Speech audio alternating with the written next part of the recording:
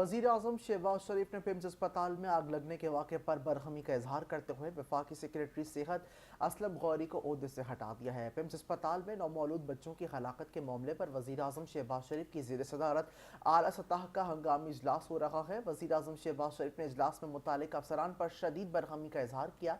इजलास के लिए तमाम मुतालिका हुकाम को वज़ीर आज़म हाउस तलब कर लिया गया। तमाम मुतालिका इदारों के सरबराहान भी PM हाउस तलब किए गए हैं। साबिक सेक्रेटरी दाखिला शाहिद खान तहकीकाती कमेटी के सरबराह होंगे।